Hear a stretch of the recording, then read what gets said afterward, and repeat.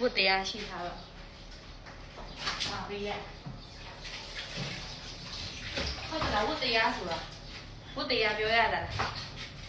ဟာလားမဟိုင်ဝတ်တရားတော့မပြောပါဘူးရဲ့ဆိုင်ဘူးလေသမီးစားနေဝတ်တရားလေးစားပြရတယ်လေမလုပ်မရအဲ့လိုမျိုးပြောမလားမလုပ်ကြတော့စားပြရမယ်လေဝင်းစားအဲ့ဒီအဲ့ဒီကတော့အေးကမလုပ်မရမလုပ်ပေးရတရားကြည့်တော့မအဲ့လိုမျိုးမပြောရပါအဲ့လေအဲ့မျိုးမပြောရဘူးကိုတရားအရာဆိုတော့ပြီးရမစားမဖြစ်စားခိုင်းနေတယ်လို့လို့အေးလေမစားမရအဲ့တော့စားအောင်ကြည့်အောင်လို့အဲ့ဒါ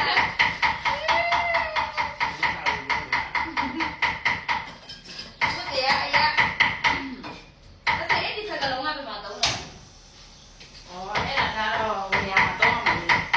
မစားမဖြစ်စားအဲ့ဒီဟိုမစားရဘူးအဲ့ဒီအတမပြောတာလေအဲ့ဒါလည်းဒီစကားဟောလေမလို့ပြီးပြီမစားမရလား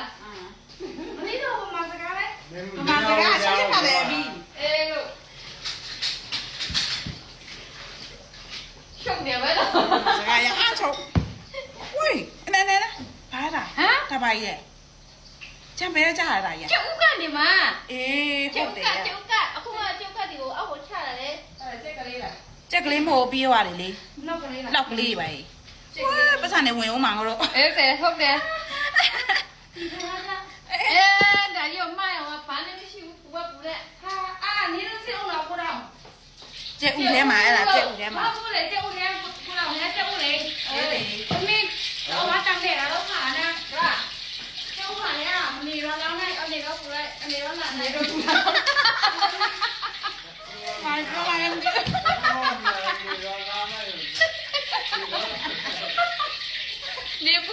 နေပူရတော့လာမရင်းလို့ဟုတ်တယ်အဲ့ဒါမှအခုကကျုပ်ကမှထိုက်ဆွဲရေးပါကျက်ဥကြော်ပြီးကျွေးမယ်ပြီးကျွေးမယ်အဲ့ဒါလာပြောပါမယ်စားတော့မလားဆိုလာကျွေးမယ်ဆိုတော့စားတော့မလားမင်းတွေမှာရှိရတယ်နေ